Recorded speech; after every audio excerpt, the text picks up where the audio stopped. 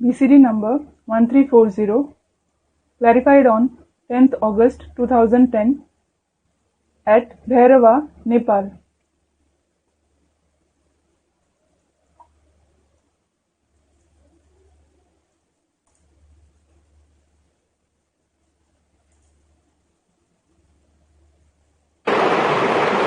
आज के प्रातः क्लास है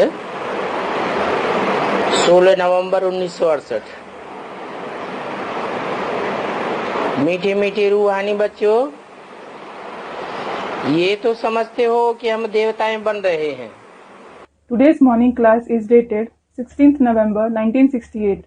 Sweet spiritual children, you understand that you are becoming deities. Student जो पढ़ते हैं उन्हों की बुद्धि में जरूर रहता है हम फलाना बनने के लिए पढ़ते हैं। Students who study definitely have in their intellect that they study to become this. जैसे कोई डॉक्टर बनने के लिए पढ़ते हैं, For example, someone study to become a doctor. कोई वकील बनने के लिए पढ़ते हैं, तो बुद्धि में तो रहता है ना। Some study to become a lawyer, so they have this in their intellect, isn't it? पहले पहले टीचर की जरूर याद आवेगी। First of all, they will definitely remember the teacher. तो तुम बच्चे भी टीचर को जरूर याद करते होंगे, जिस टीचर के द्वारा तुम देवता बनते हो। So you children also will be definitely remembering the teacher through whom you become deities.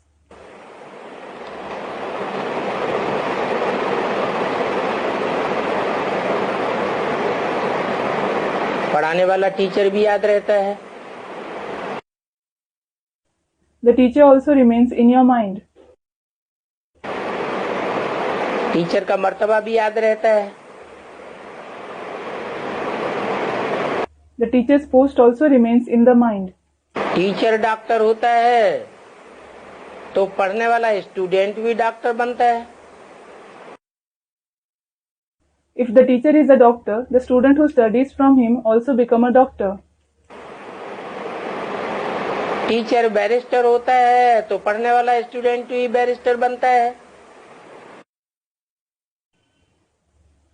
If the teacher is a barrister, the student who studies from him also becomes a barrister. Teacher engineer है तो पढ़ने वाला student भी engineer बनने के लक्ष्य से पढ़ता है। If the teacher is an engineer, the student also studies with an aim to become an engineer. अभी तुम तो देवता बनते हो, Now you become deities. तो तुम किससे पढ़ते हो? So, from whom do you study?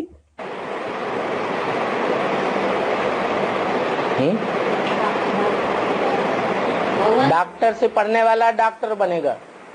The one who studies from a doctor will become a doctor. Engineer से पढ़ने वाला इंजीनियर बनेगा। The one who studies from an engineer will become an engineer. तुम देवता बनते हो। You become deities. तो तुमको पढ़ाने वाला, तुमको बनाने वाला कौन है? So, who is the one who teaches you?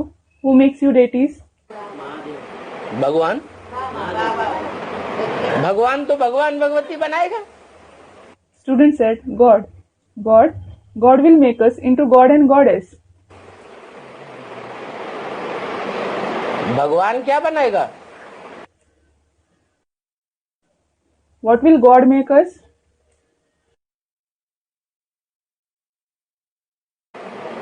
भगवान भगवान भगवती बनाएगा। He will make us into God and Goddess.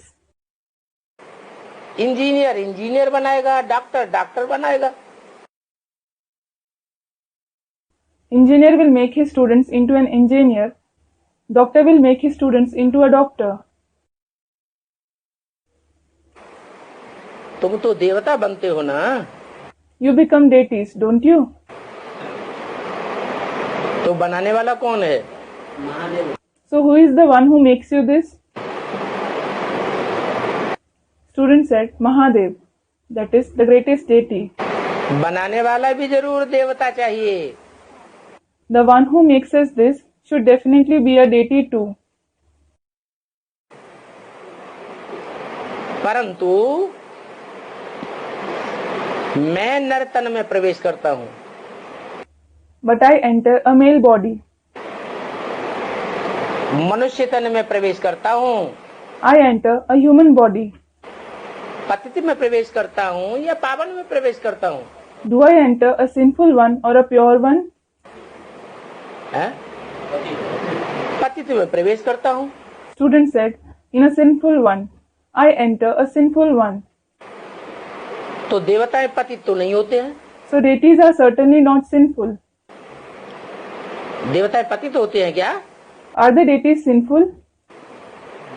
मैं पतित तन में प्रवेश करता हूं, देवताएं तो पतित होते नहीं है।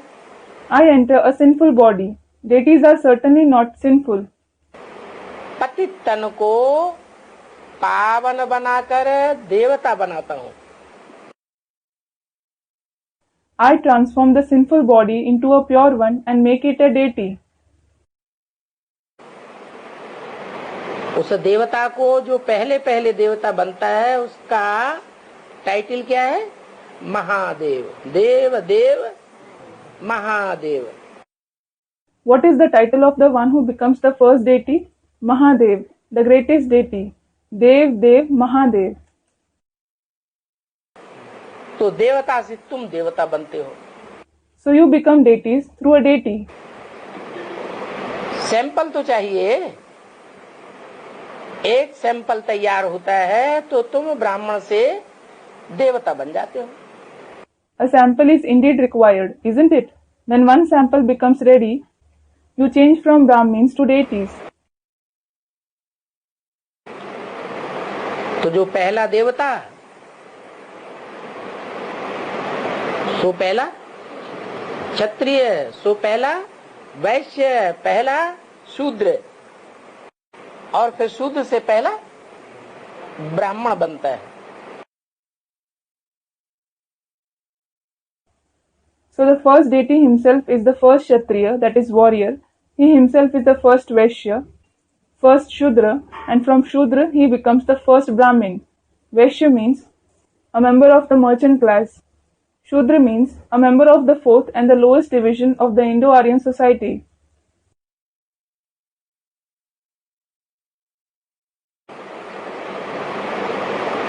ब्राह्मण बनता है तो किसकी औलाद हुआ है?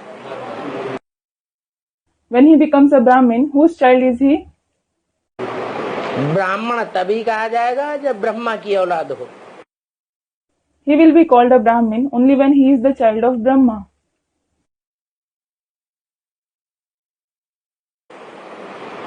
जैसे विष्णु का follower Vaishnav, For example, Vishnu's follower is Vaishnav. Shiv का follower Shaiv, Shiv's follower is Shaiv.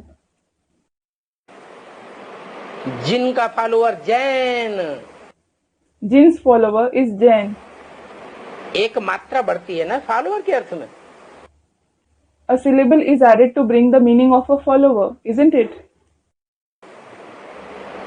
ऐसे ही यहां भी समझा जाता है। Similarly, it is considered here too. तो उठते बैठते चलते स्टूडेंट को अपना लक्ष्य जरूर याद रहता है। So, while standing, sitting, walking, a student definitely remembers his goal. कि हमको भी ऐसा डॉक्टर बनना है,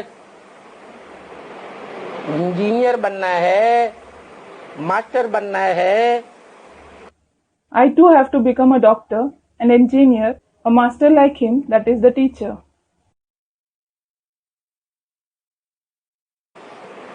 अभी तुमको भी याद रहती होगी।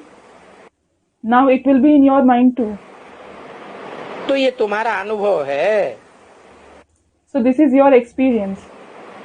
तुम बच्चे यहाँ अनुभव सुनाते हो ना You children narrate your experience here, don't you? कि हम घर में जाते हैं, बस सेंटर पर जाते हैं, तो हमको जरूर ये बुद्धि में रहता है कि हम देवता बन रहे हैं। When we go home or when we go to the center, then it is definitely in our intellect that we are becoming deities.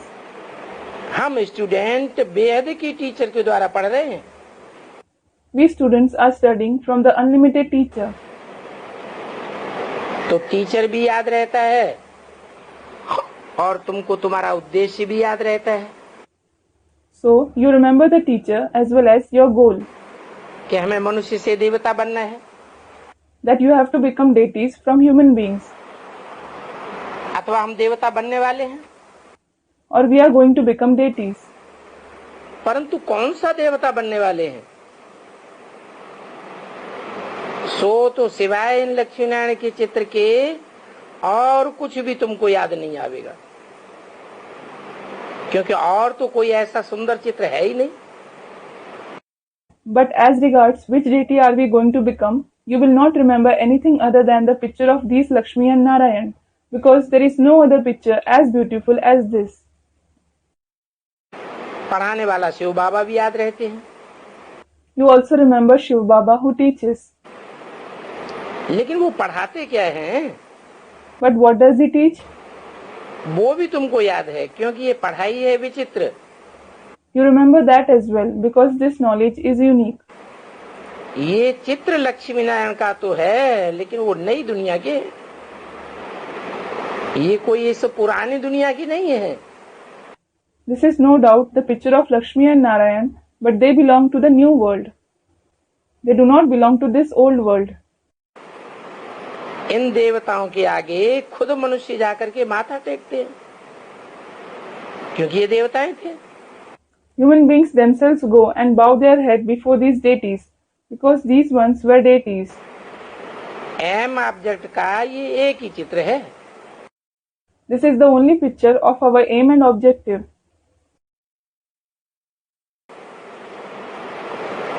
Lakshmi Narayan कहो, लक्ष्मी नारायण का कंबाइंड स्वरूप विष्णु कहो, Call it Lakshmi and Narayan or call it the combined form of Lakshmi and Narayan, that is Vishnu. ये तो तुमको जरूर याद होगा, ये मनुष्य देवता बन रहे हैं। You will be definitely remembering that these ones are transforming from human beings to deities. तो ये महाराजा महारानी का चित्र है। So this is the picture of Emperor and Empress, that is Maharaja Maharani. और कोई चित्र नहीं जिसमें एम ऑब्जेक्ट हो। There is no other picture which contains the aim and objective. कोई और चित्र है क्या सिवाय लक्ष्मी नारायण के? Is there any picture other than the picture of these Lakshmi and Narayan? तो तुम बच्चों की बुद्धि में ये जरूर रहना चाहिए कि बाबा हमको पढ़ाते हैं मनुष्य से देवता बनाने के लिए। So this should definitely remain in the intellect of you children. Baba teaches us to change from human beings to deities. मनुष्य में और देवता में क्या अंतर है? What is the difference between a human being and a deity?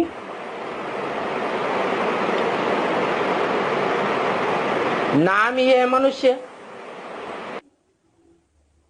The name itself is Manushya, that is human being.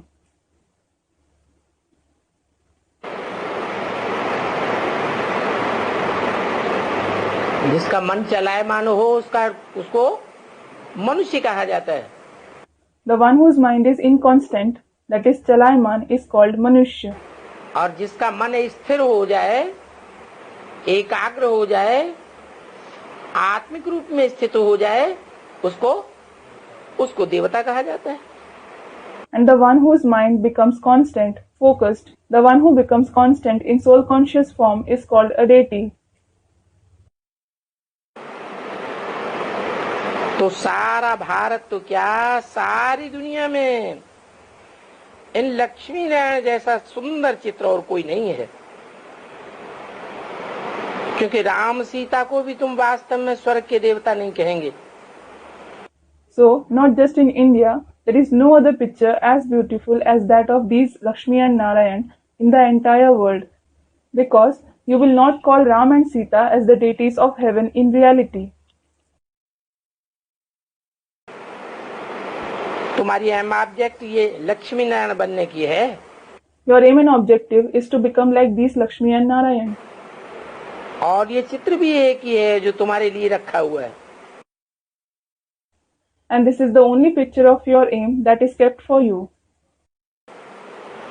ये तो जरूर है तुम्हारी बुद्धि में रहना चाहिए कि हम कौन सा देवी देवता बनेंगे।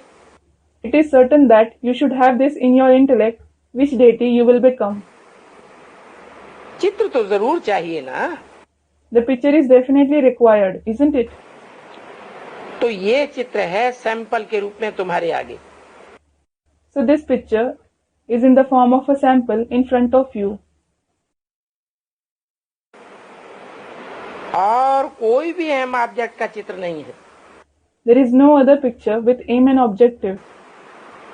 बाप और वर्षा। It shows the father and the inheritance. तो बताओ शिव बाबा के बाद दूसरा कौन? So tell me, who is next to Shiv Baba? Next to Shiv Baba कौन? Who is next to Shiv Baba?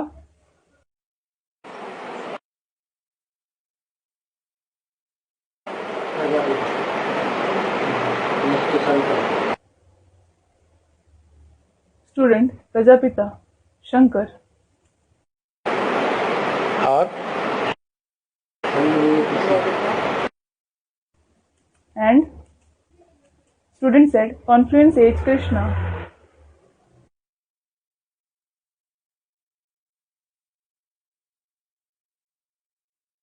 और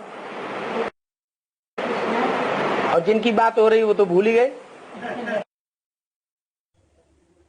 And you have forgotten the very one whom we are talking about. हाँ, next to Shiv Baba is Lakshmi Narayan. Student said Lakshmi Narayan. Yes, next to Shiv Baba is Lakshmi Narayan. तो वो पढ़ाने वाला और ये है इनके पढ़ाई की result. So he is the teacher, and this, that is the status of Lakshmi Narayan, is the result of their studies. तो ये भी समझना बहुत सहज हो गया। So it has become very easy to understand this as well. Shiv बाबा को और वर्षे को याद करना है। You have to remember Shiv Baba and the inheritance. तो ये भी मनमना भव हो गया। So this is also Manmana Bhav. That is, merge your mind in me. देह के सभी धर्म त्याग, एक बाप को याद करना और मध्याजी भव। Leave all the religions of the body and remember the one Father and Madhyaji Bhav. Madhyaji Bhav means whatever actions you perform, perform it for me.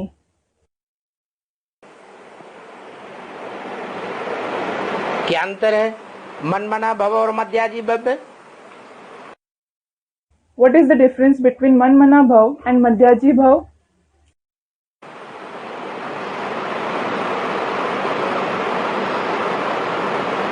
मत मना भव, Mat Mana Bhav. मेरे मन में समा जा, Merge in my mind. अर्थात मेरे मन के अंदर जो संकल्प हैं वो सारे संकल्पों में तू तिरोहित हो जा। Meaning, vanish in the thoughts of my mind. बाप समान बन जा मन के संकल्पों से। Become equal to the Father at the level of the thoughts of the mind. तो जब मन के संकल्पों से बाप समान बन जाएगा तो जो यजन करेगा, याजी भव कर्म करेगा, वो भगवान के ही कर्म करेगा कि कोई दूसरा कर्म करेगा? So when you become equal to the Father at the level of the thoughts of mind, then whatever you do, that is Yaji Bhav, whatever actions you perform, will they be only for God, or will you perform some other act?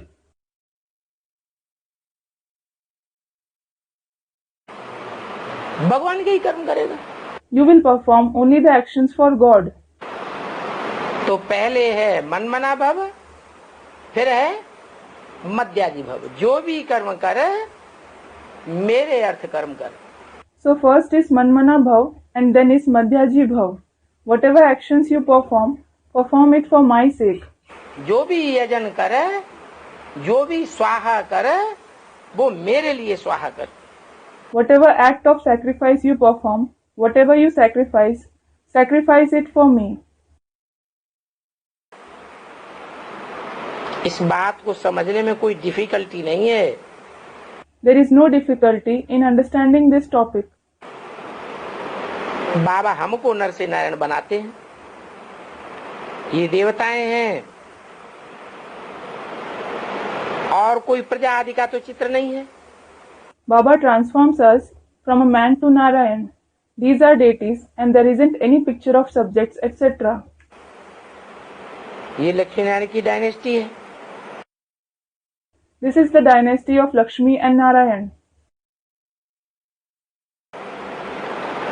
जिस dynasty में सतयुग में 8 जन्म लेते हैं।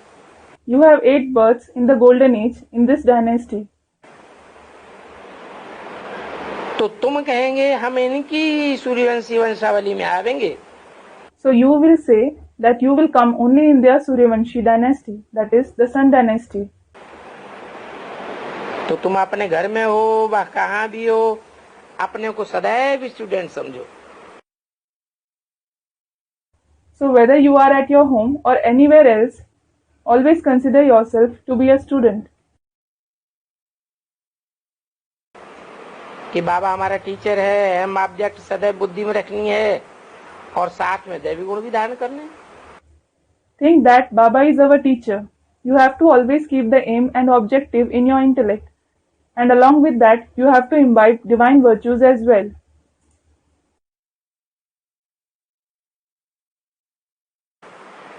तुम जानते हो आधा कल्प हम भक्ति मार्ग में इन्हों के दैवी स्वभाव का वर्णन करते आए हैं। You know that we have been describing the divine nature of these ones in the path of bhakti, that is devotion, for half a cycle.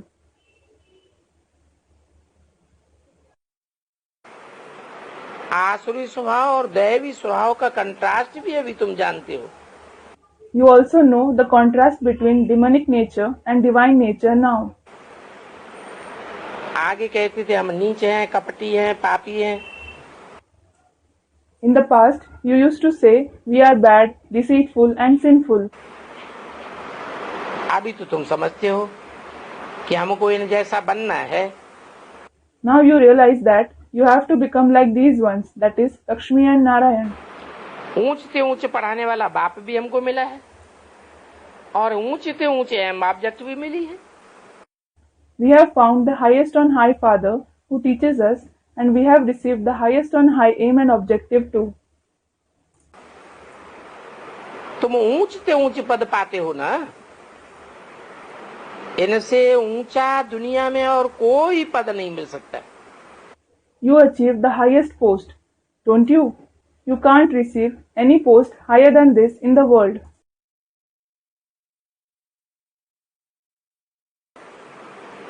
ये ऐसा ऊंच से ऊंच पद है जिसकी दुनिया में कोई ग्लानि नहीं है। It is such a highest post which is not defamed at all in the world.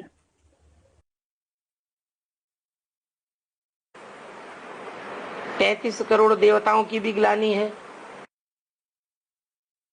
There is defamation of even the 330 million, that is 33 crore deities. भगवान की तो ग्लानि ही ग्लानि है। There is nothing but just defamation of God in the world. परंतु लक्ष्मी नारायण की कोई ग्लानि नहीं है। But there is no defamation of Lakshmi and Narayan. तो भगवान वाच, भगवान खुद बैठ तुमको इतना ऊंच पद दिलाते हैं। So God says, God himself sits and enables you to achieve such a high post. Krishna को भगवान समझ करके याद नहीं करना है। You should not consider Krishna as God and remember him. फिर Then कृष्ण गीता का साकार भगवान है, ये समझ करके नहीं याद करना है। you should not remember Krishna thinking that Krishna is the corporeal god of the Gita. फिर किसको याद करना है? Then whom should you remember? Gita का भगवान है तो गीता ज्ञान तो जरूर सुनाएगा। When he is god of the Gita, he will definitely narrate the knowledge of the Gita. और गीता ज्ञान सुनाएगा तो साकार में मुख भी जरूर चाहिए। And when he narrates the knowledge of the Gita, he definitely requires a mouth in the corporeal form too. बिना मुख के गीता ज्ञान कैसे सुनाएगा? How will he narrate the knowledge of the Gita without a mouth? अब कृष्ण गीता का भगवान नहीं है, And Krishna is not god of the Gita. तो जब कृष्ण ही गीता का साकार भगवान नहीं है तो फिर साकार रूप में गीता का भगवान है कौन? So, when Krishna himself is not the corporeal god of the Gita, then who is god of the Gita in the corporeal form?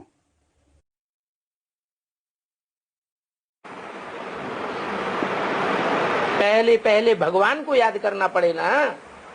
First of all, you have to remember God, won't you? Next to God Krishna गाया जाता है। Krishna is praised as next to God. तो भगवान तो first हुआ ना। So, God is first, isn't he?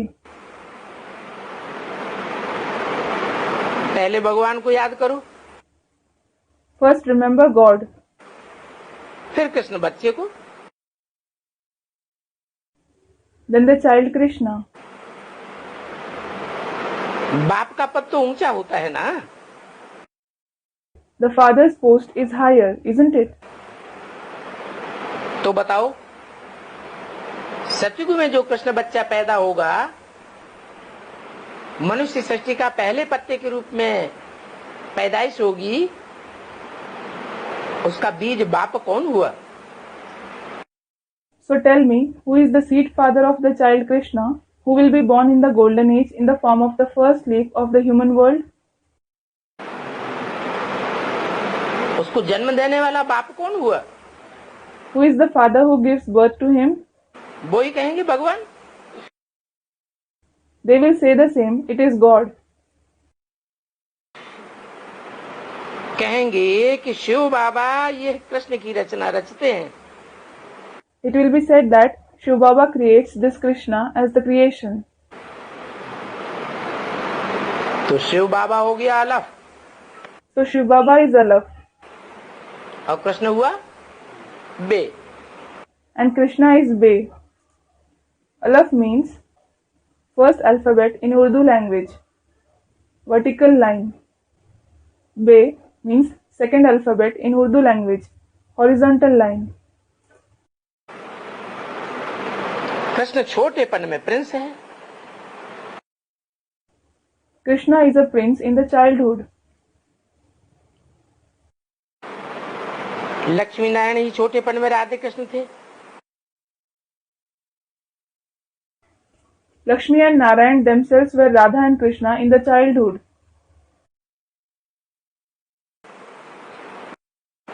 बच्चे जानते हैं ये वर्ल्ड प्रिंस था। Children know that this one was world prince. कौन? Who?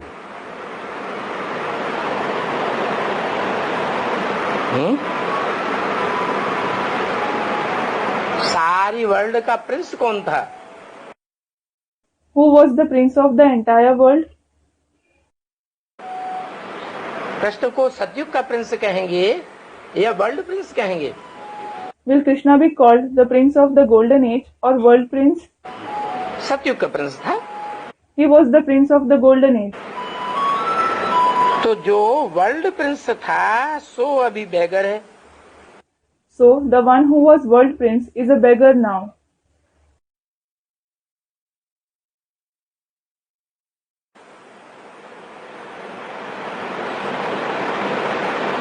सीढ़ी के चित्र में क्या दिखाया है? What has been shown in the picture of the ladder?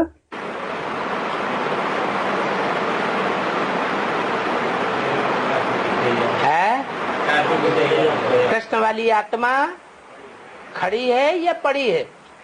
भीख मांग रही है? Is the soul of Krishna standing or lying down, or is he begging? Krishna वाली आत्मा फिर भी खड़ी है। Someone said it is standing. Krishna's soul is anyhow standing. और राम वाली आत्मा पड़ी है। And the soul of Ram is lying down. तो जो पड़ी है वो ही भिखमंगे के रूप में है, नीचे स्टेज में। So the one who is lying down, he himself is in the form of a beggar in a lowly stage. Contrast भी बताया। A contrast has also been shown.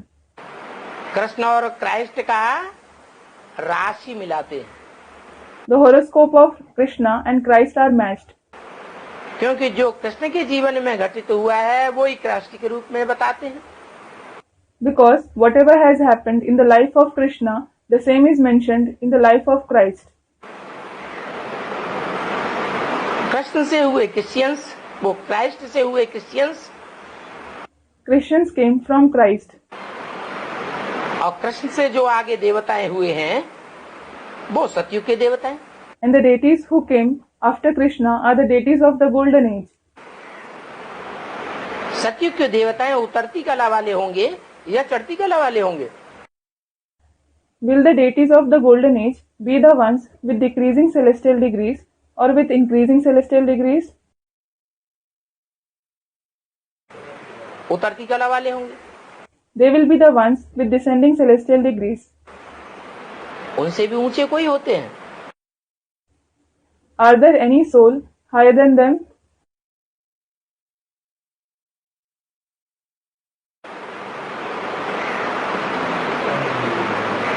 उनको जन्म देने वाले देवताएं ही होंगे कि कोई और होंगे? Will those who give birth to them be deities or someone else? देवता वो उनसे भी ऊंचे हुए। Deities. They are higher than them. तो जो ऊंचते ऊंचे बनते हैं वो ही नीचते नीचे बनते हैं। So those who become the highest themselves become the lowest. ये नियम हो गया कि क्रिश्चियंस ना ज्यादा ऊंचे बनते हैं और ना ज्यादा नीचे गिरते हैं। It is a rule that the Christians neither become very high nor do they fall more. और भारतवासी ऊंचते ऊंचे भी बनते हैं और नीचते नीचे भी गिरते हैं। And the Indians become the highest as well as fall down to the lowest extent. कहाँ तो भारत डबल सिरताज था। There was a time when Bharat was double crowned.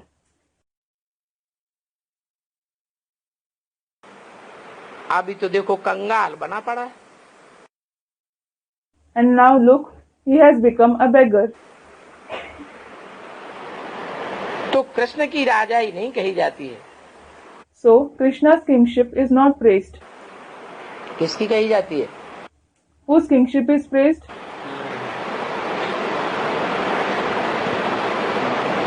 सतयुग में कृष्ण को या नारायण को गद्दी दिखाई गई है।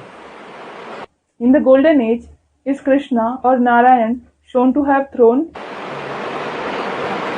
देखो ध्यान से,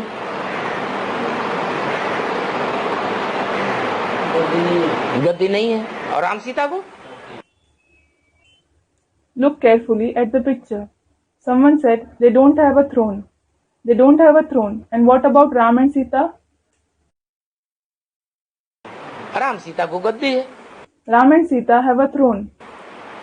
शूटिंग कहाँ होती है? Where does the shooting take place? संगम में रिहर्सल होती है। The rehearsal takes place in the confluence age.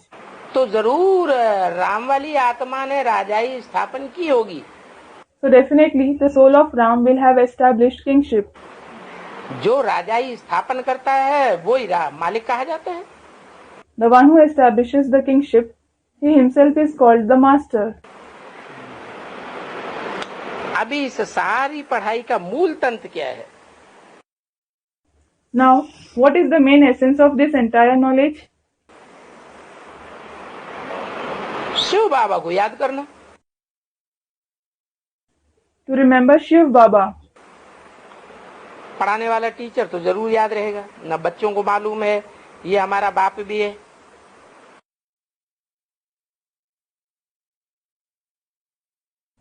The teacher will definitely remain in the mind.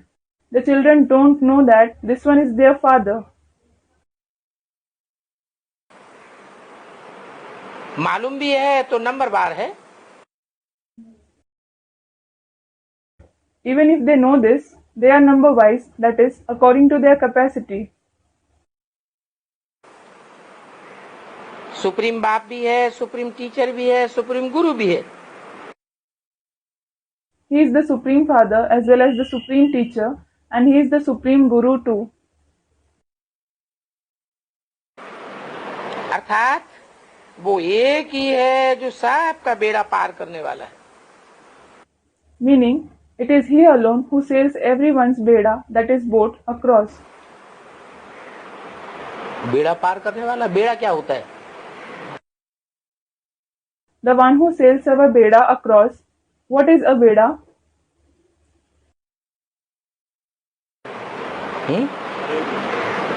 बेड़ा नाव को कहा जाता है, बेड़ा जहाज को कहा जाता है। A boat is called beda, a ship is called beda. तो सबका बेड़ा पार होगा। So will everyone's boat sail across? है?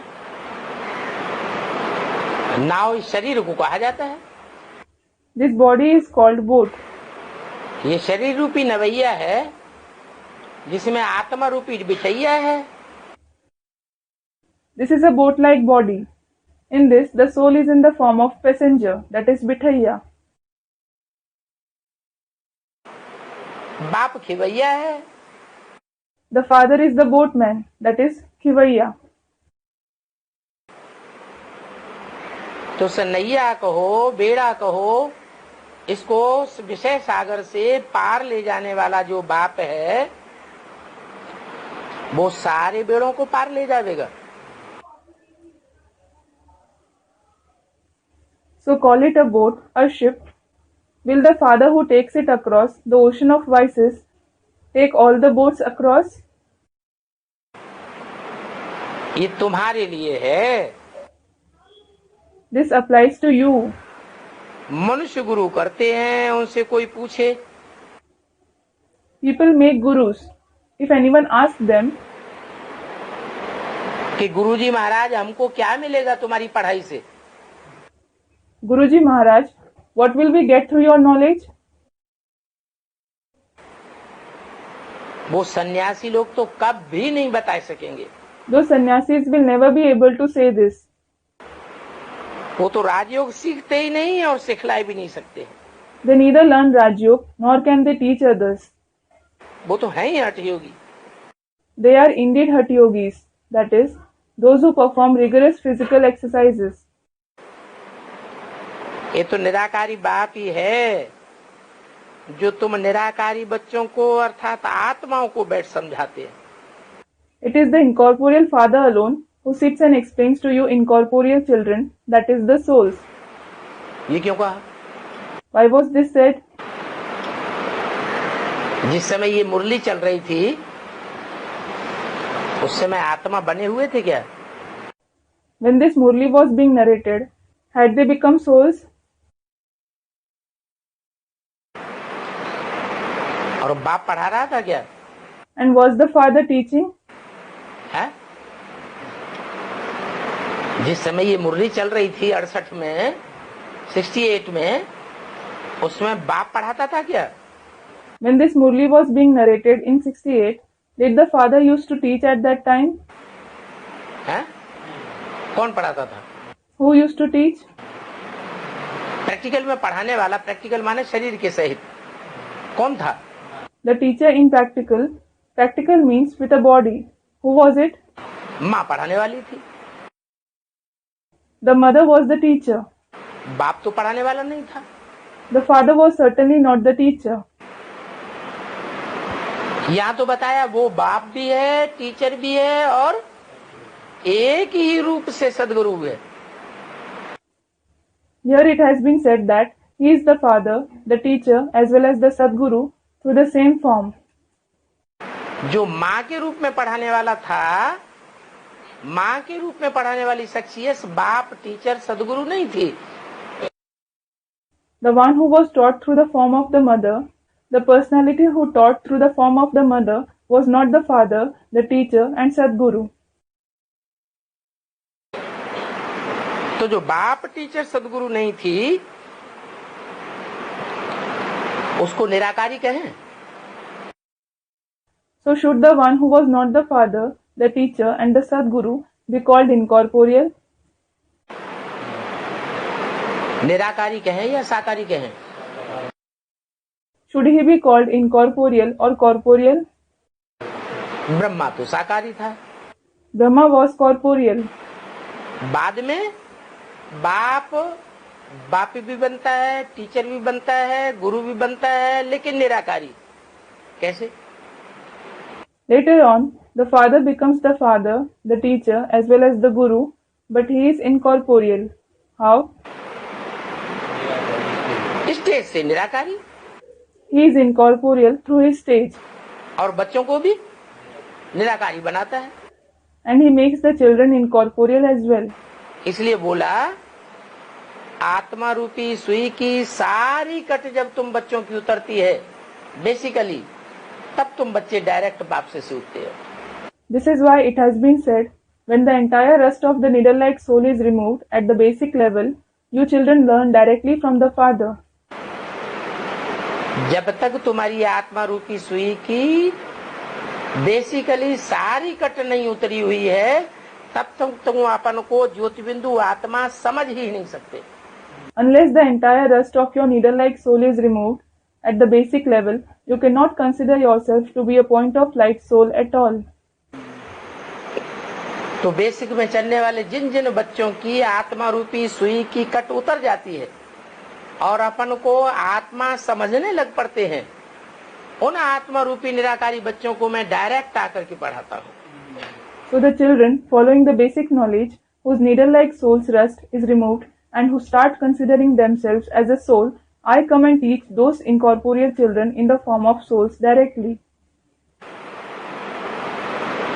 निराकारी बच्चों को पढ़ाता हूँ, निराकारी बाप है पढ़ाने वाला, अर्थात आत्माओं को बैठ समझाते हैं।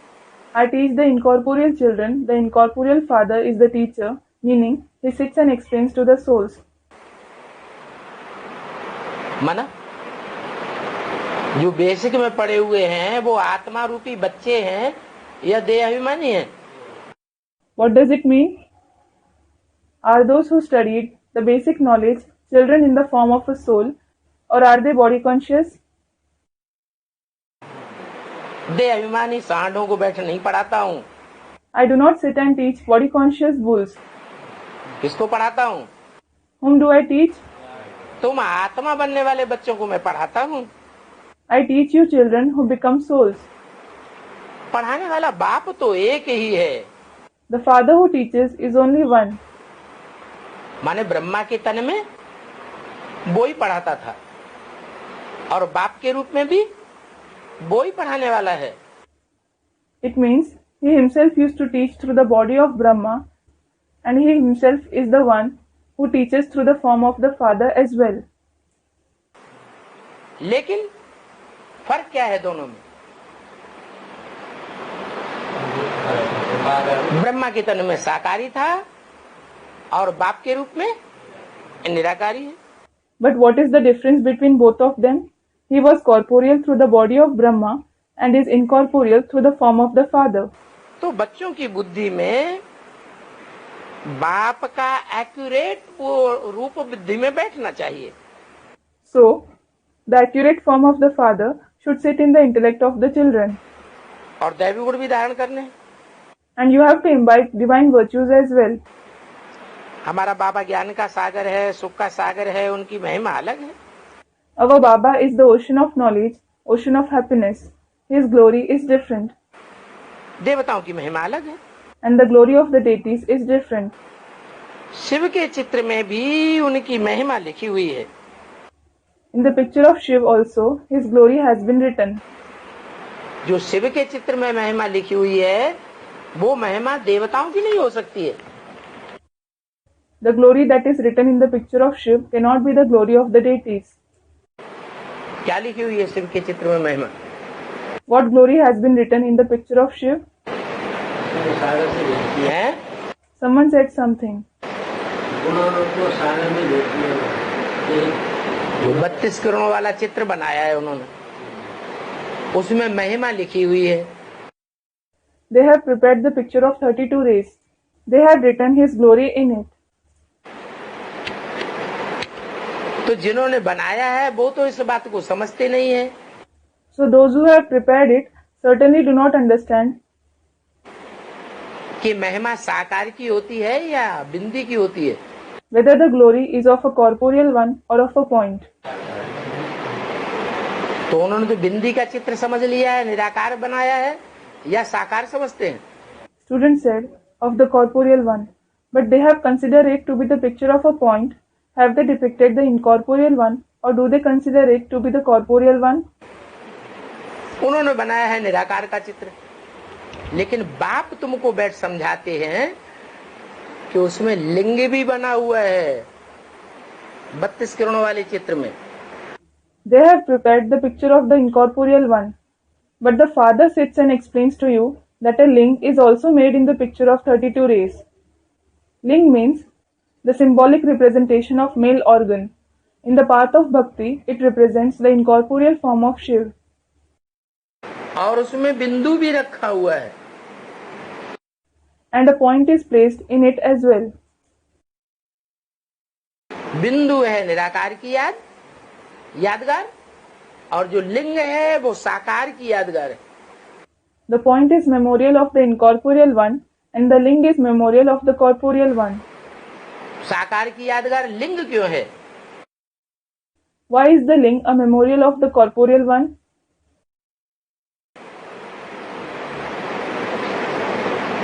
देवताओं की तो मूर्तियां बना के रख देते हैं। They prepare the idols of deities. भगवान का लिंग क्यों रख देते हैं?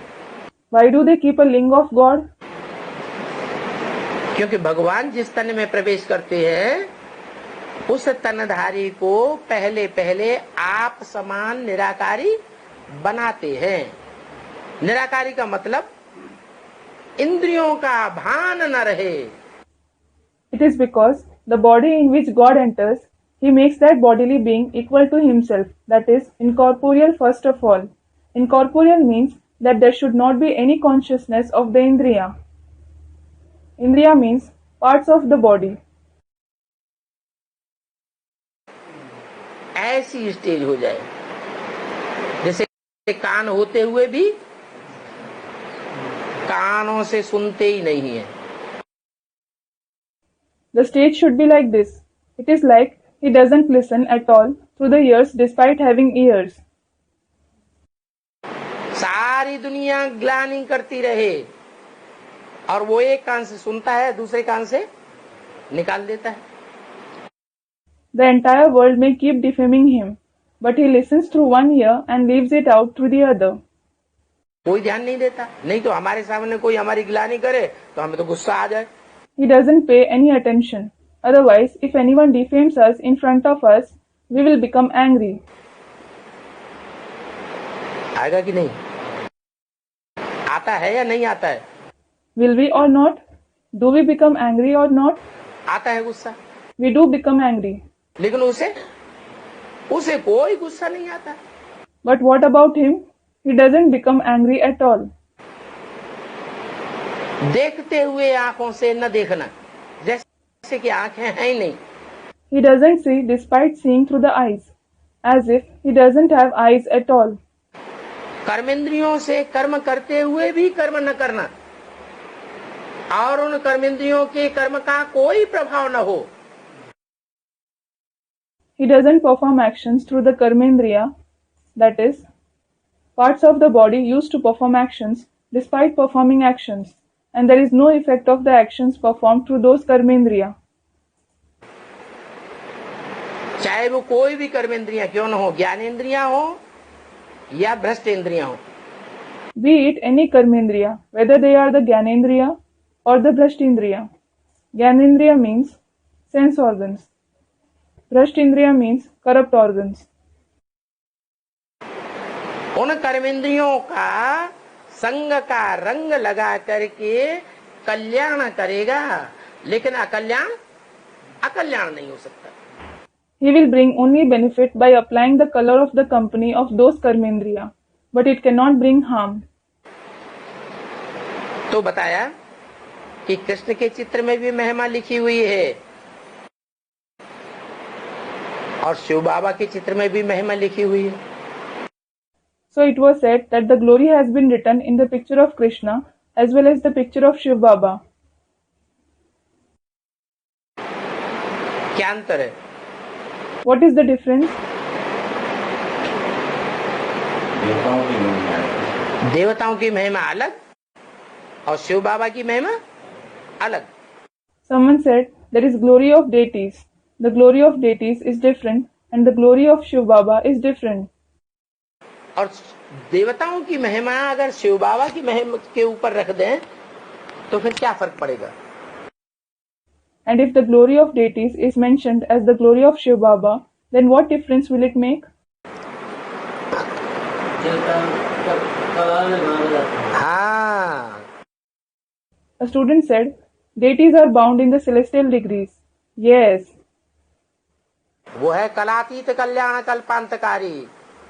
He is Kalatit Kalyan Kalpantakari, that is, beyond celestial degrees, benevolent, the one who ends the kalpa. सूर्य को कलाओं में नहीं बांधा जा सकता। Sun cannot be bound in the celestial degrees. चंद्रमा और सितारों को कलाओं में बांधा जाता है। The moon and the stars are bound in the celestial degrees. तो भगवान तो सूर्य के समान है। So God is like the sun. Shiv बाबा पढ़ाने वाला है और जो भविष्य का पद मिलना है वो भी बताते हैं। Shiv Baba is the teacher and he also says about the post that we are going to achieve in future. बल बच्चे जानते हैं, फिर भी निरंतर याद जरूर करना है। Though the children know, they definitely have to remember continuously. क्योंकि जन्म जन्मांतर के पाप इस याद की यात्रा से कटने हैं। Because the sins of many births are to be destroyed through this journey of remembrance. तुम ये समझाते हो, फिर कोई इन बातों को माने या ना माने। You explain these topics, then whether someone accepts these topics or not, it depends on them. क्योंकि यहाँ किसी को जोर जबरदस्ती फांसी पर नहीं चढ़ाया जाता है। Because here, nobody is forcibly hanged कि तुमको ये बात माननी ही पड़ेगी, तुमको ये बात समझनी ही पड़ेगी। saying, you will have to accept this topic, you will have to understand this topic. कोई धर्म ऐसा है कि मानो तो ठीक, न मानो तो फांसी पे चढ़ो? है? Is there any such religion where if you accept their religion, it is okay, and if you do not accept it, then? हाँ, मुसलमानों ने क्या किया? And if you do not accept it, then you will be hanged. A student said, the Muslim religion. Yes, what did the Muslims do? जनेऊ उतारो तो ठीक, नहीं उतारो तो खत्म कर देते थे। If they, that is Brahmins, removed the sacred thread, that is Janeu, it was okay, and if they didn't remove it, then chopped. Baba is demonstrating the sound of cutting the head with a sword. They, that is the Muslims, used to kill them. बाप कहते हैं ये तो स्वेच्छा का धर्म है। The father says, this is the religion of your own will, that is Swechha. ये जो धर्म की मैं स्थापना करता हूँ इसमें कोई प्रकार की जोर जबरदस्ती नहीं चलती है। No kind of force is practiced in the religion that I establish. नहीं मानते हो, तुम्हारी मर्जी। If you do not accept it, that is the knowledge, it is your wish. मानते हो तो अच्छा, If you accept it, it is good. नहीं मानते तो कोई बात नहीं। If you do not accept it, it does not matter. ये तो तुम बच्चे समझते हो, तुम्हारी बुद्धि में भी आना चाहिए। You children do understand this. It should also come to your intellect. क्या? What? कि हट्टी तो एक ही है, जावेंगे कहाँ? That there is only one shop, that is Hatti. Where else will they go? दुनिया में धक्के खा करके फिर भी इधर ही आवेंगे। After suffering blows in the world, they will ultimately come here itself. ये बेहद के माँ बाप हैं। These are the mother and the father in an unlimited sense. इनके पास तो आना ही पड़ेगा। They will definitely have to come to these ones. बल कईयों की बुद्धि भटकती रहती है, धारणा नहीं हो सकती है। Although the intellect of many people keeps wandering, they cannot put the knowledge into practice. हर एक को अपने में देखना है कि मैं क्या पुरुषार्थ करता हूँ। Each one has to check himself, what purusharth do I make? हमारे में क्या क्या खामियां हैं, What are the shortcomings in me? हमारी दैवी चाल है या नहीं है। Is my behavior divine or not? ये देवताएं तो प्याज आदि नहीं खाते हैं। The deities do not eat onion, etc. माना क्या बताया? What does it mean? What was told? कि जो देवताएं खाते हैं वही खान पान हमारा भी होना चाहिए। Our eating and drinking should also be like that of the deities. ये देवताएं तो प्याज आदि नहीं खाते हैं। These deities do not eat onion, etc. माना क्या बताया? What does it mean? What was told? कि जो देवताएं खाते हैं वही खान पान हमारा भी होना चाहिए। Our eating and drinking should also be like that of the deities. इन पर तो फल फूल भोग चढ़ाते हैं। Fruits and flowers are offered to these ones. ये सिगरेट आज तो नहीं पीते होंगे। They must not be smoking cigarettes, etc. Who?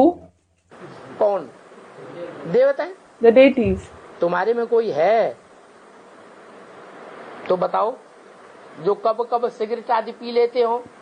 Tell me, is there anyone among you who smokes cigarettes, etc. sometimes? अपन से पूछना चाहिए, You should ask yourself, हमारी कब कोई आसुरी चलन तो नहीं आती है, हो जाती है संग के रंग में आकर। do I ever have a demonic behavior under the influence of the company? देवताओं के तो सदैव गुण ही गाए जाते हैं। 63 जन्म नहीं गाया हुआ है। Only the virtues of deities are always praised. 63 births are not praised. क्या कहा? What was said? हैं?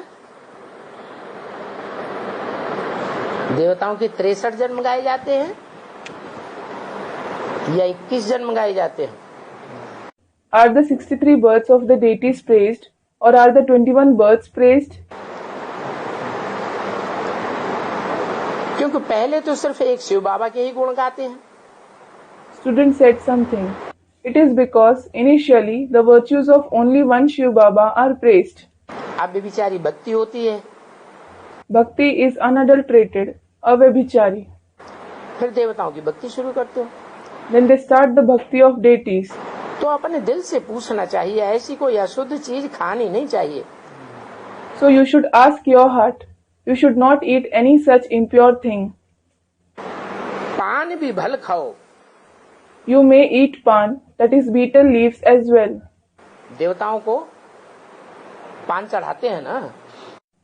Betel leaves are offered to the deities, aren't they?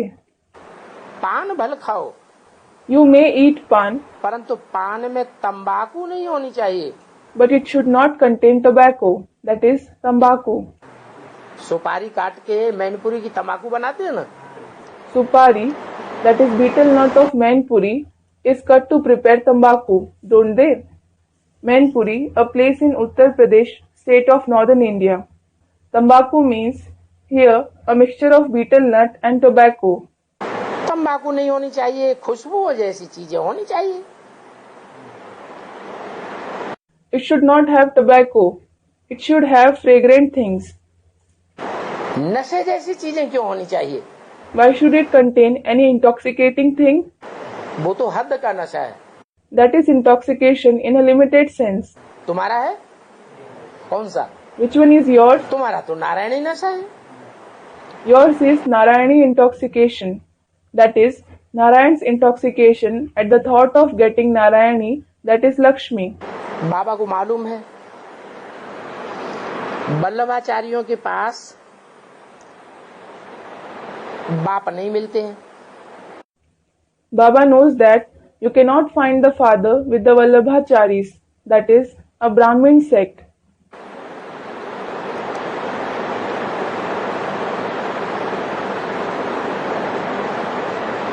वल्लभाचार्यों के पास क्यों नहीं मिलते? Why can't you find the father with the Vallabhacharis? Vallabh किसे कहा जाता है? Who is called Vallabh? Vallabh ही जिनका आचार्य है। The one whose teacher, that is Acharya, is Vallabh himself, are Vallabhacharis. Krishna को वल्लभ कहते हैं। Krishna is called Vallabh. उनके पान बड़े ही खुशबू और मसालेदार होते हैं। Their pan, that is a rolled pan leaf, are very fragrant and flavored. Lakshmi Narayan के मंदिर में भी पान बहुत खुशबूदार चीजों का बना हुआ होता है। Even in the temple of Lakshmi Narayan, the pan is made up of fragrant things. उसमें खुशबू बहुत अच्छी होती है। It has very good fragrance. तो पान आदि का कोई हर्जा नहीं। So there is no harm in eating pan, etc. ये कोई खराब चीज नहीं है। It is not a bad thing. क्या? What? पान आदि। Pan, etc. फिर कोई ब्रह्मा कुमार को पान आदि खाते हुए देखा है क्या? है? Then, have you ever seen any Brahma Kumar eating pan, etc.? Student said, no. क्यों? पान क्यों नहीं खाते? Why? Why don't they eat pan? है? तंबाकू मिला देते हैं इसलिए। Student said, there is tobacco in it. It is because tobacco is added to it. तो ये तो बिल्कुल साधारण बात है। यहाँ कई नए बच्चे भी आते हैं। So this is a very ordinary topic. Here, many new children also come. Cigarette अथवा शराब आदि पिया हुआ होता है तो झट उनकी बदबू आ जाती है। If they have smoked cigarette or have drunk alcohol, etc., then we can sense its bad odor at once. कोई बड़े आदमी कहते हैं, When some big personalities make a request, तो फिर उनके कहने से उनको अलाउ किया जाता है। they are allowed to come because of their request. समझो कोई बड़ा आदमी आता है, Suppose a big personality comes पूछता है हम क्लास में आवे, and asks whether he can attend the class, तो उनको ऐसे ही थोड़े ही कह देंगे कि नहीं आओ। then he will not be simply said that he cannot come. अगर सीधे कह देंगे तो वो अच्छा फील नहीं करेगा। If he is told straight away, he will not feel good. तो कोई नए भी आते हैं, बीड़ी वाले आते हैं, उनकी बांस तो आती है। So, if some new people come, if people who smoke bidi come, they do smell bad. Bidi means a twist of tobacco rolled in a tobacco leaf to be smoked. तो बाबा कहते हैं अपनी जांच करनी है, हम ऐसी कोई अशुद्ध चीज तमोगुणी चीज तो नहीं खाते हैं जो दूसरों को परेशानी हो जावे। So Baba says, you should check yourself. Do I consume any impure thing or degraded thing which may create trouble for others? ये मूली की भी उगराई बड़ी छी आती है। Radish also causes burps with very dirty smell. एक तो बदबू आती है मूली में, और दूसरे मूली खाने से नींद बहुत आती है। One thing is that radish gives out bad smell, and the second thing is that eating radish makes you feel very sleepy. है तो पाचक, It is certainly digestive. पेट के लिए तो अच्छी है। It is indeed good for the stomach. जिनका पेट खराब रहता हो उनके लिए मूली अच्छी है। Radish is good for those who have digestive problems. लेकिन दुर्गुण क्या है उसमें? But what is its bad quality? नींद बहुत लाती है, It makes you sleep a lot. डकार बहुत खराब आती है। It causes very bad burps, that is dakar. तो ऐसी ऐसी खटाई आदि की तमोगुणी चीजें नहीं खानी चाहिए। So you should not eat such degraded things which are sour, etc. मना, अचार खाने के लिए भी मना कर दिया। What does it mean? You are prohibited to eat pickles, that is achar as well. अचार में खटाई होती है ना, वो भी मना कर दिया। There is sourness, that is khatai in pickles, isn't there? That is also prohibited. देवताओं को तो शुद्ध चीजों का भोग लगाया जाता है, Deities are offered pure things, और अचार तो सड़ा के बनाया जाता है। and pickles are prepared by making things to rot. कोई चीज का अचार बनाएंगे तो उसको सड़ाया जाता है कि नहीं? When pickles are prepared with something, it is made to rot or not? सड़ा के बनाते हैं, तो तमगुणी हो गया ना। It is prepared by making things rot. So it is degraded, isn't it? तुम जानते हो, हम श्रीनाथ द्वारे में बड़ी शुद्ध और पक्की रसोई बनाते। You know that very pure and high quality food, that is Pakki Rasoi, is prepared at Srinath Dwara. Pakki Rasoi, it also means fried food. Srinath Dwara, a temple dedicated to Krishna situated in western India. और फिर जगन्नाथपुरी में जाओ तो वहां सिर्फ चावल ही चावल बनाते। And then, if you go to the temple of Jagannath, that is Jagannath Puri, there they prepare nothing but rice. Jagannath Puri, a temple of Vishnu at the district of Puri in Orissa. Srinath में चावल नहीं बनाते हैं। Rice is not prepared at Srinath. Srinath में चावल नहीं पकाए जाते। Rice is not cooked at Srinath. और जगन्नाथ में चावल ही चावल पकाए जाते। While at Jagannath, only rice is cooked. क्या मतलब हुआ? What does it mean? चावल की रसोई वो फिर कच्ची रसोई हो गई। A meal of rice is a kachi rasoi, that is cooked food which is not fried. और और श्रीनाथ भंडारे में पक्की रसोई बनाई जाती है। And what about the meal at Srinath? Pakki rasoi is prepared. ऐसे नहीं कि सतयुग में वहां चावल नहीं होंगे। It is not that there will not be rice in the golden age. सतयुग में भी चावल तो पैदा होते हैं, वहां सभी कुछ होगा। Rice definitely grows in the golden age as well. There will be everything. वहां क्या क्या होता है सो तो तुम आगे चल करके देखेंगे। You will see in future what else is there. तो सवाल ये हुआ कि जगन्नाथ भंडारे में जो चावल का भोग लगाते हैं वो चावल क्या चीज है? हाँ, So the question is, what is meant by the rice that is offered as bhog in the meal served at Jagannath? Someone said, the soul. Yes. जिनका देहाभिमान का छिलका उतर जाता है वो आत्माएं जो हैं वो अच्छी रीति पकाई जाती है। The souls whose peel of body consciousness is removed are baked properly. तुम्हारी आत्मा रूपी सुई की जब कट उतर जाती है तो तुमको डायरेक्ट बाप पढ़ाते हैं। When the rust of your needle-like soul is removed, then the Father teaches you directly. और उस पढ़ाई में तुमको अच्छी तरह ज्ञान योग की भट्ठी में पकाया जाता है। And in that study, you are nicely baked in furnace of knowledge and yoga. बल उसको कच्ची रसोई कहते हैं। Although it is called a kachi rasoi. फिर पक्की भी कभी बनेगी कि नहीं बनेगी? हैं? Then will it ever become pakki rasoi or not? जब पक्के बन जावेंगे तो फिर उनको क्या कहेंगे? When they become strong, what will they be called? Jagannath कहेंगे या श्रीनाथ कहेंगे? Will they be called Jagannath or Srinath? है? अरे नई दुनिया के मालिक होंगे या पुरानी 500 करोड़ की दुनिया के मालिक होंगे? हैं? Array, will they be masters of the new world or will they be the masters of the old world with 5 billion souls, नई दुनिया के मालिक होंगे तो श्रीनाथ हो गए। they will be the masters of the new world. So they became Srinath. अब तुम बच्चे जितना जितना नजदीक आते जाएंगे तो फिर तुमको सभी कुछ मालूम पड़ता जाएगा। Now, the closer your children come, you will come to know everything gradually. काय के नजदीक आते जाएंगे? To what will you come close gradually? हाँ? किसके नजदीक आते जाएंगे?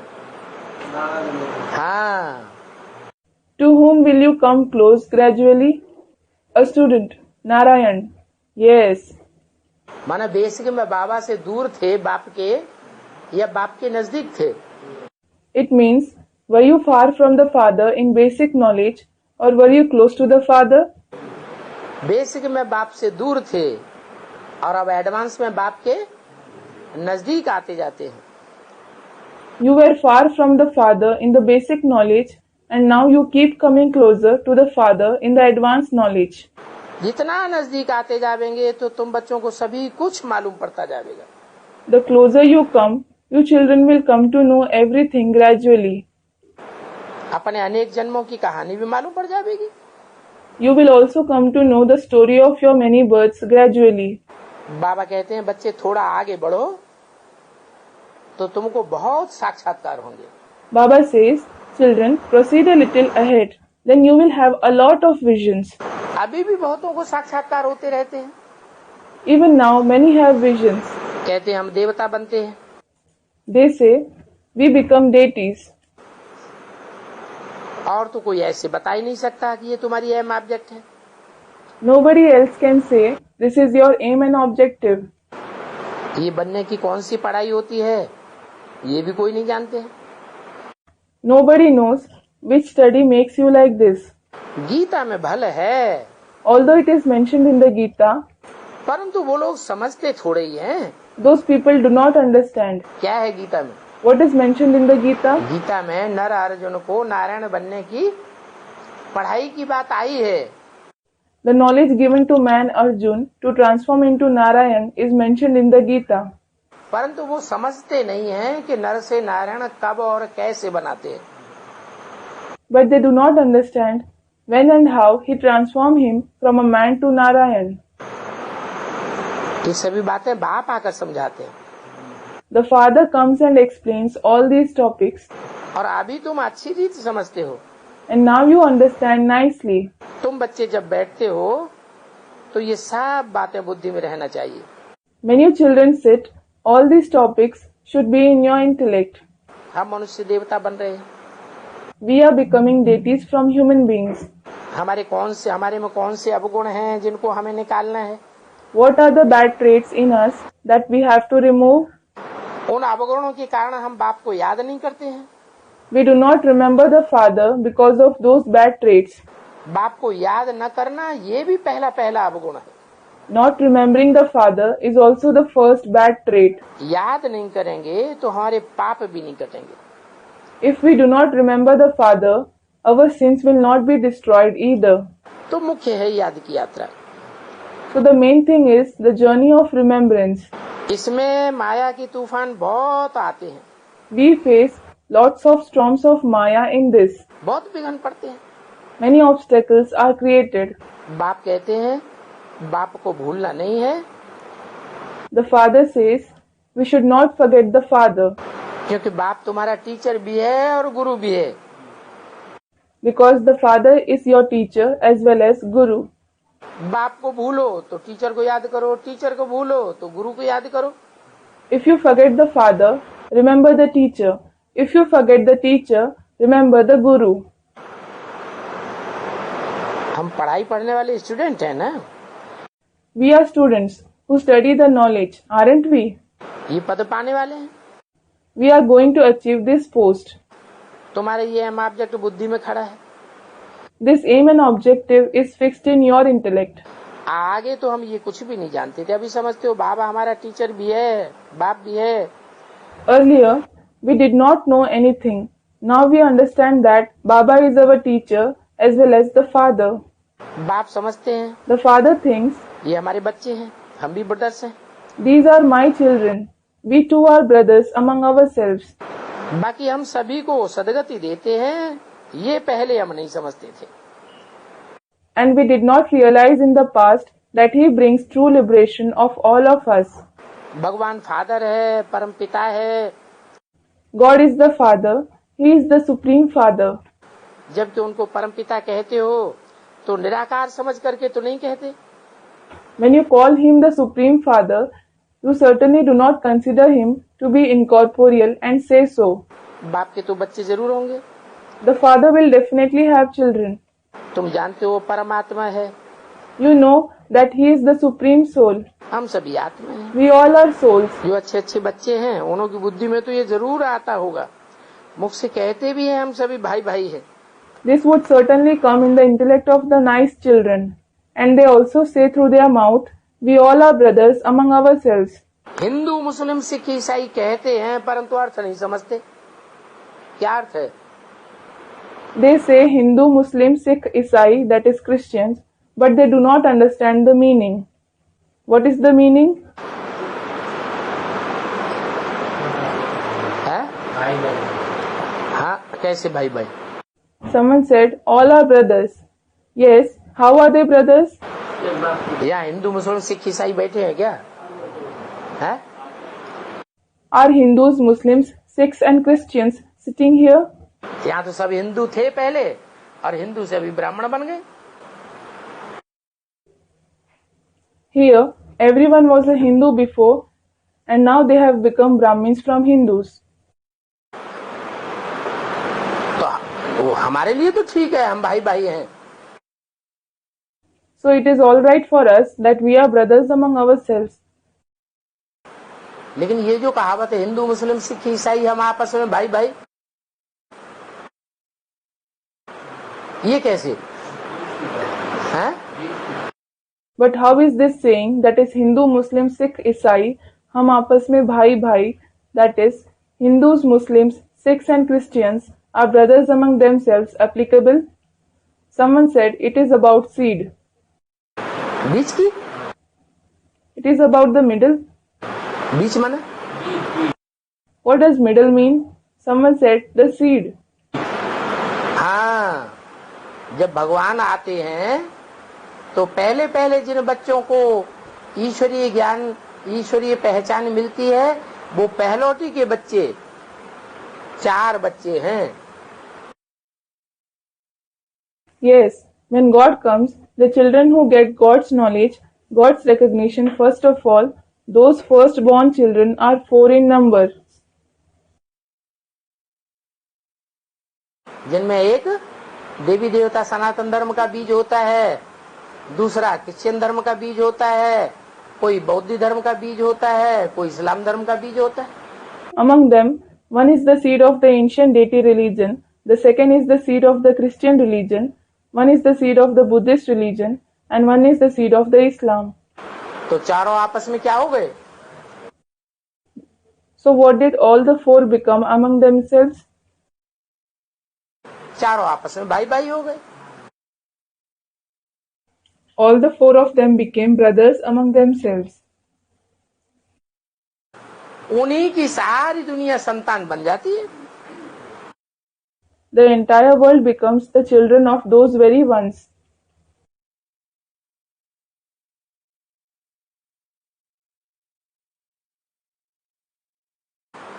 तो वो तो सिर्फ मुख से कह देते हैं हिंदू मुस्लिम सिख ईसाई आपस में भाई भाई, लेकिन समझते थोड़ा ही है। So they just speak through their mouth that Hindus, Muslims, Sikhs and Christians are brothers among themselves, but they do not understand this.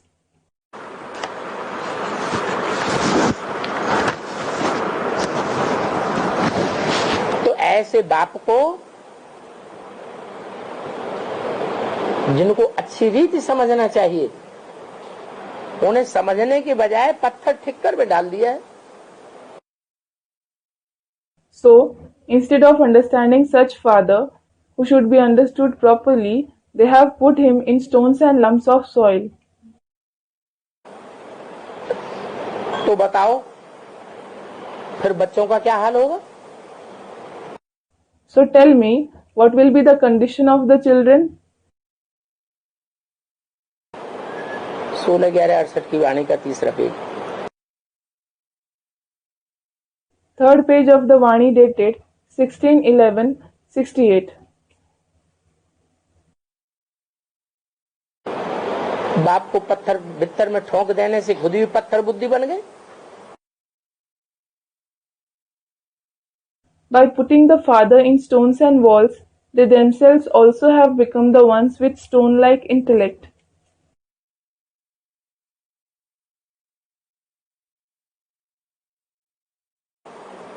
तो देखो ये दुर्गति हो जाती है। So look, thus they undergo degradation. इस दुर्गति से भी बाप ही आकर के निकालते हैं। It is the father alone who uplifts them from this degradation. ये बाप को ही पार्ट मिला हुआ है बच्चों को पढ़ाने का। The father himself has received this part of teaching the children. ये बातें कोई भी दुनिया में नहीं जानते हैं। Nobody in the world knows these topics. घड़ी घड़ी भूल जाते हैं। They forget this again and again. यहाँ जब बच्चे आते हैं तो उनको रिफ्रेश किया जाता है। When the children come here, they are refreshed. तो उनको नशा चढ़ जाता है। So they feel intoxicated. फिर घर में जाने से नंबरवार नशा उतरता जाता है। Then when they go home, their intoxication decreases number-wise. That is, according to their karmic accounts. नंबरवार क्यों? Why it is number-wise? कोई को उतरता है, कोई का नहीं उतरता है। It decreases in case of some and it does not decrease in case of some. कोई का कम उतरता है, कोई का ज्यादा उतरता है। It decreases a little in case of some and it decreases more in case of some.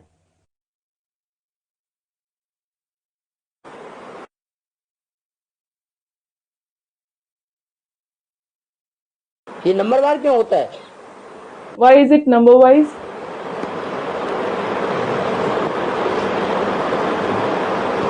बाप के सामने आते हैं तो नशा चढ़ जाता है। When they come in front of the father, the intoxication rises. और बाहर जाते हैं, घर में जाते हैं, धंधा धोरी में जाते हैं तो नशा उतर जाता है। सो भी नंबरवार उतरता है। And when they go outside, when they go home, when they go for business, the intoxication decreases. एक जैसा नशा नहीं उतरता। कोई को लंबे टाइम तक भी नशा चढ़ा रहता है।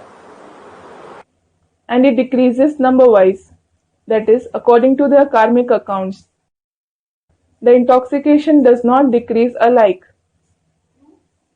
In case of some, the intoxication does remain for a long time.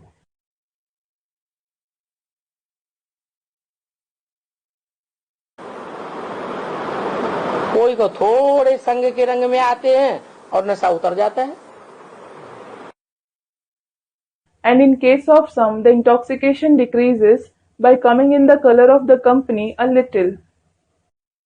ऐसे क्यों होता है? Why does it happen so? नहीं। Someone said vibrations. No. पूर्व जन्मों का हिसाब किताब है। There are karmic accounts of past births. कोई आत्माएं हैं अनेक जन्म तक रामकृष्ण वाली आत्माओं के संग के रंग में रही हैं। There are some souls who have been in the color of the company of the souls of Ram and Krishna for many births.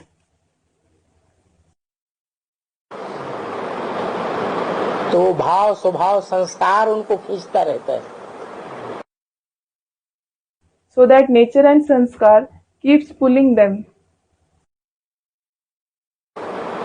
कोई आत्माएं द्वापर के आदि से ही दूर हो गई। Some souls separated from them since the beginning of the copper age itself. तो उनको नशा उतर जाता है। So their intoxication decreases. तो देखो नंबरवार नशा है। So look, the intoxication is number-wise, that is, according to their karmic accounts. फिर नशा उतरता है तो बहुत विकर्म कर देती है। Then, when the intoxication decreases, they commit many vikarm, that is, opposite actions. और फिर विकर्म करने के बाद बाप को सच सच बताते भी नहीं है। And after performing vikarm, they do not even tell the truth to the father.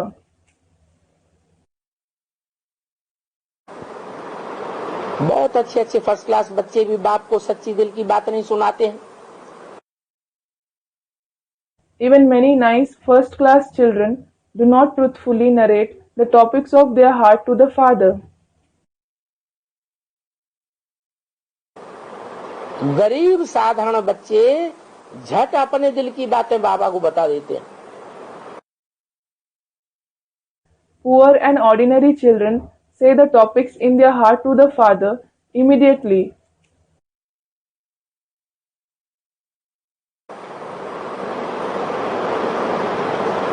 जो साहूकारों के बड़े बड़े औहदे वाले बच्चे होते हैं उनको अहंकार आ जाता है। The children of prosperous people who hold high posts become egotistic. कोई कोई महारथी भी है, बड़ा अहंकार में रहते हैं। Some Maharathis also remain very egotistic. Maharathis means great warriors. हैं बाबा के बच्चे, लेकिन अहंकार आता है इसलिए बाबा को अपनी कमजोरी नहीं बताते। They are Baba's children, but they feel egotistic. This is why they do not reveal their weakness to Baba. अपन को बहुत होशियार समझते हैं। They consider themselves to be very intelligent. तो बाबा के सामने अपनी इज्जत का बड़ा ख्याल रहता है। So they remain very careful about their respect in front of Baba.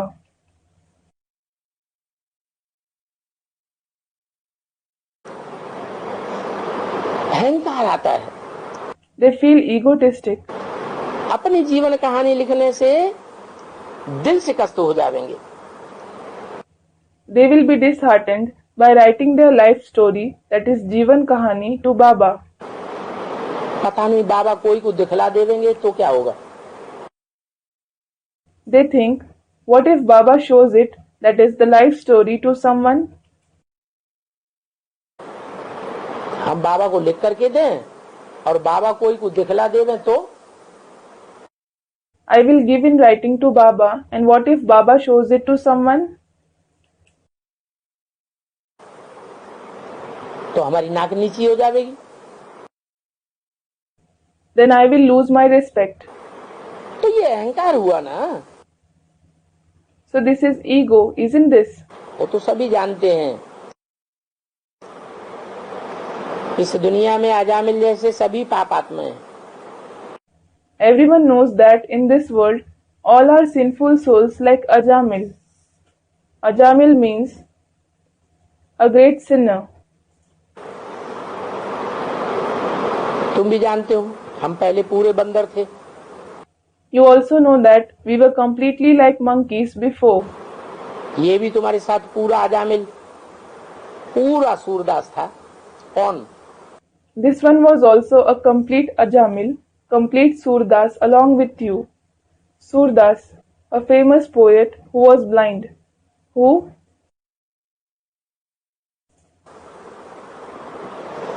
है ब्रह्मा, ये भी तुम्हारे साथ। Along with you, this Brahma also, जैसे तुम अजामिल थे, भेड़ बकरियों से जाके मोहब्बत करते थे, ऐसे ये भी अजामिल था। अजा माने भेड़ बकरी। just as You used to love sheep and goats. This one was also an Ajamin. Aja means sheep and goats.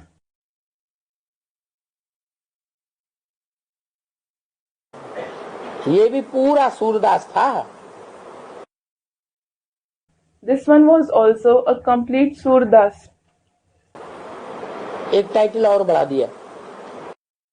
One more title has been added. ज्ञान का नेत्र नहीं था। He did not have the eye of knowledge. अंधे के औलाद अंधे गाया हुआ है ना। It is famous that the children of the blind one are blind, isn't it? किसकी बात की? Whom did he talk about? हाँ?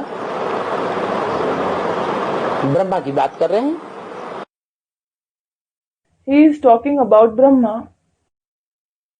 क्योंकि ज्ञान का नेत्र नहीं है तो अंधे की औलाद अंधे। Since they do not have the eye of knowledge, they are blind children of the blind one. आत्मा ही ज्ञानी और अज्ञानी बनती है। The soul itself becomes knowledgeable and ignorant. बाप तो ज्ञान का सागर है। The Father is the ocean of knowledge. वो ही आकर के आत्माओं को ज्ञानी बनाते हैं। He himself comes and makes the souls knowledgeable. तो अभी ज्ञान और अज्ञान में देखो कितना फर्क हो जाता है। So look, now there is so much difference between knowledge and ignorance. अज्ञान को कहेंगे तमो प्रधान। Ignorance will be called tamopradhan, that is, dominated by darkness or ignorance. और ज्ञानी को कहेंगे सतो प्रधान। And knowledgeable one will be called satopradhan, that is, consisting in the quality of goodness and purity. तमो प्रधान अज्ञानी को अपार दुख हो जाते हैं। Tamopradhan, ignorant person, experiences immense sorrow. और सतो प्रधान ज्ञानी को अपार सुख होते हैं।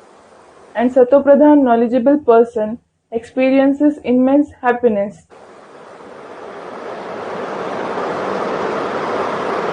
तो ये फर्क अभी तुम समझते हो।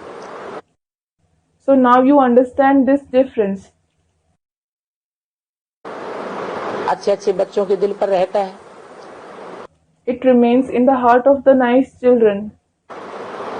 जो अपने बनने वाले नहीं है उनके लक्षण सुधरते ही नहीं है। Those who are not going to become ours, their characteristics do not reform at all. उनमें धारणा होती ही नहीं है। They do not imbibe divine virtues at all. मिसाल भी देते हैं सुरमंडल के साज को भेड़ बकरियां क्या जाने। An example is also given. How will sheep and goats understand the music in the gathering of the deities? क्योंकि सभी देह यानी अहंकारी सांडे हैं। It is because all are bulls with bodily ego. सांडे में अपना अहंकार बहुत होता है। Bull has a lot of bodily ego. बड़े बड़े महारथी भी बड़े देह अहंकार से बात करते हैं। Great Maharathis also talk with a lot of ego. क्योंकि अपन को बहुत होशियार समझते हैं। Because they consider themselves to be very clever.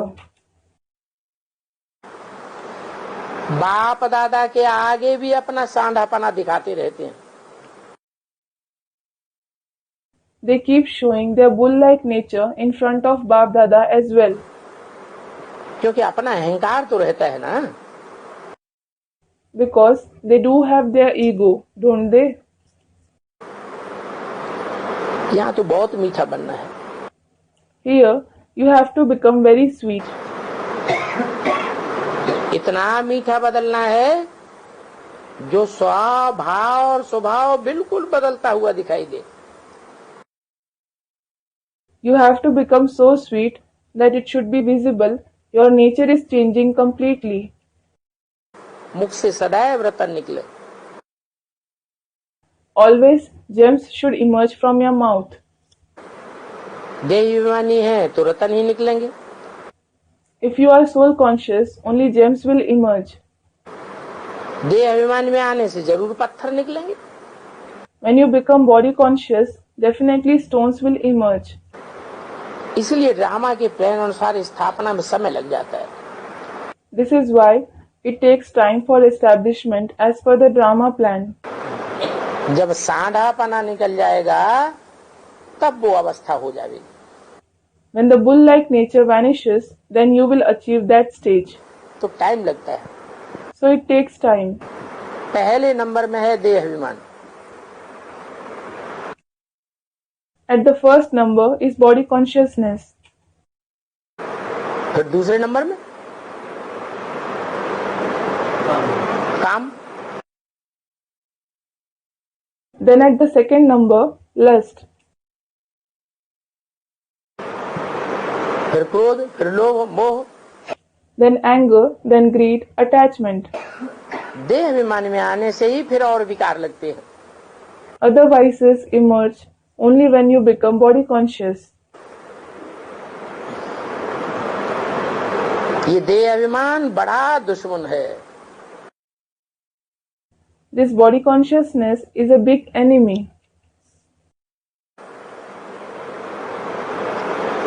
तुम जानते हो ये काम विकार का जो तूफान आता है वो भी देह अहंकार के कारण ही आता है। You know that the storm of lust also emerges only because of body consciousness. देही अभिमानी बने तो काम के तूफान भी नहीं आवेंगे। If you become soul conscious, the storms of lust will not emerge either. इसलिए बाबा कहते हैं क्या? This is why Baba says, what? अपन को आत्मा समझो। Consider yourself to be a soul. आत्माभिमानी बनो। Become soul conscious. आत्माभिमानी बनने के लिए बाप बार बार समझाते रहते हैं। The Father explains you again and again to become soul conscious. बाबा सभी आत्माओं को मुक्ति धाम ले जाएंगे। Baba will take all the souls to the abode of liberation, that is, Mukti Dham. और जाना तो सभी को है। And everyone certainly has to go. सभी का हिसाब किताब चुकतो हो जाना है। Everybody's karmic account has to settle. जाना सभी को है, सभी का हिसाब किताब चुकतो होगा, फिर अंतर क्या है? Everyone has to go. Everybody's karmic accounts will be cleared. Then what is the difference?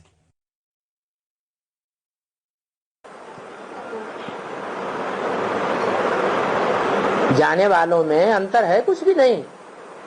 Is there any difference among those who go to the Mukti Dham or not? कोई पहले जाएंगे, कोई बाद में जाएंगे। चलो बाद में जाएंगे, जाएंगे तो ना। Some will go first and some will go later. All right, they will go later, but they will definitely go, will they not? अंतर क्या पड़ेगा? What difference will it make? पद का अंतर पड़ जाएगा। There will be a difference in the post.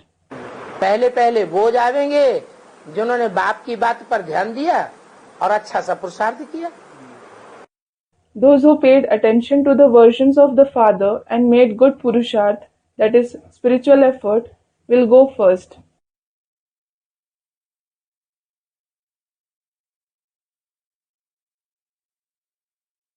बाद में वो जाएंगे जिन्होंने ध्यान दिया नहीं और पुरुषार्थ में लेट हो गए। Those who did not pay attention and were late in making purusharth will go later. बाद में जाकर के समझा जब दुनिया में चारों तरफ अफरा तफरी मच जाएगी। They will understand in the end when there will be chaos all over the world. फिर कोई भी पुरुषार्थ कर नहीं सकेंगे। Then nobody will be able to make purusharth. फिर धर्मराज के डंडे खाने पड़े। Then you will have to suffer beatings from Dharmraj. तो जब तक हिसाब किताब चुकतू नहीं हुआ है तब तक ये दुख अशांति भासती ही रहेगी. So, unless the karmic accounts have cleared, you will continue to experience sorrow and restlessness. मुख्य बात है बाप को याद करना. रोज रोज कितना समझाया जाता है, फिर भी सांधापना देह अभिमान बड़ी मुश्किल से छूटता है. The main thing is to remember the Father. You are explained so much every day, yet bull's nature, body consciousness is removed with a lot of difficulty. ये देह अभिमान का महारोग है. This body consciousness is a big disease, that is Maharog. मुश्किल से आत्माभिमानी बनते हैं. You become soul conscious with a great difficulty.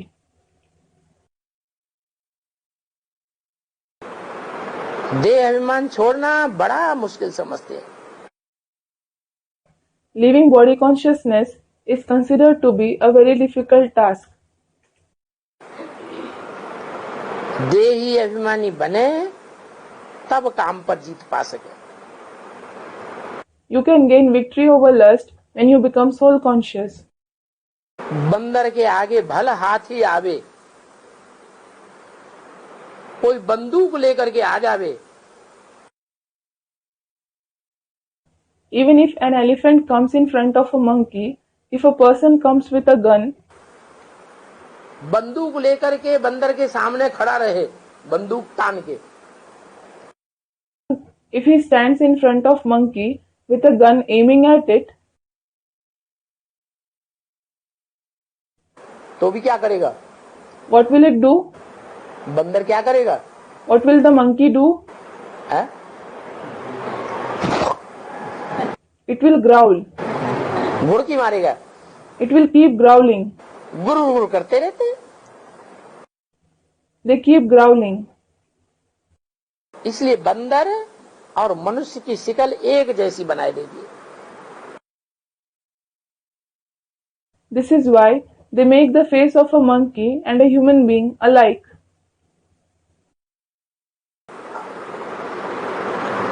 अभी तुम समझते हो हम बरोबर बंदर थे. Now you understand that we were really monkeys. बल्कि बंदर से भी बदतर. Rather, we were worse than monkeys. मनुष्य होकर और बंदर से भी बदतर बन जाए, कैसी बात हुई? If someone becomes worse than monkeys despite being a human being, then what a shameful thing it is. फिर बाप आकर मंदिर लायक बनाते हैं. Then the Father comes and makes you worthy of temples. तो ये कमाल की बात है ना. So this is a wonder, isn't this? इसलिए बाप को जादूगर भी कहते हैं. This is why the Father is called a magician as well. क्योंकि बंदर बुद्धि को विश्व का मालिक बनाए देते हैं. Because he transforms those with a monkey-like intellect into masters of the world. तो ये कमाल की बात हुई ना. तुम जानते हो हम कितने पाप आदि किए. So, it is a wonder, isn't it? You know that we have committed so many sins and so on. अब ड्रामा के अनुसार बाप आकर हमको सभी दुखों से छुड़ा देते हैं. Now the Father comes again and again as per drama and liberates us from all the sorrow. पापों से मुक्त कराए देते हैं. He frees us from sins. कांटों को फूल और जंगल को मंगल बनाते हैं. He transforms thorns into flowers and jungle into garden. ये सारी दुनिया बेहद का जंगल है. This entire world is a jungle in an unlimited sense. जंगल में कांटे होते हैं. There are thorns in a jungle बगीचे में फूल होते हैं. and flowers in a garden. फूल सुखदाई होते हैं और कांटे दुखदाई होते हैं. Flowers give happiness and thorns give sorrow. फिर बेहद का मंगल कर देते हैं तुम सारी दुनिया पर राज्य करने लग पड़ते हो, तुम विश्व के मालिक बनते हो। Then he causes benefit in an unlimited sense. You start ruling over the entire world. You become masters of the world. अच्छा, अच्छा, बाप कहते हैं अब मैं जास्ती क्या सुनाऊं। the father says, now what more should I narrate? अब मन मना भव हो जाओ। Now become man mana bhav. Merge your mind in my mind.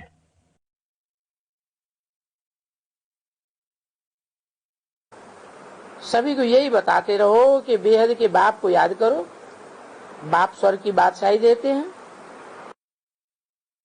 Keep telling everyone only this. Remember the unlimited Father. The Father gives you the emperorship of heaven. उनको याद करोगे तो स्वर्ग तुम्हारा। If you remember him, heaven will be yours. Military वालों को भी बाबा समझाते हैं कि तुमको हिंसा तो करनी ही है। Baba also explains to the military people that you are bound to indulge in violence. ये तुम्हारा धंधा है। This is your occupation. धंधा दोरी छोड़ना नहीं है। You should not leave your occupation. परंतु स्वर्ग में जाना चाहते हो तो गोली चलाते जाओ और शिव बाबा को याद करते जाओ। But if you wish to go to heaven, go on shooting bullets and go on remembering Shiv Baba simultaneously. कितने सिपाही तैयार होते हैं क्योंकि उनको कहा जाता है युद्ध के मैदान में मरने से स्वर्ग में जाएंगे। So many soldiers become ready because they are said that if they die in the battlefield, they will go to heaven.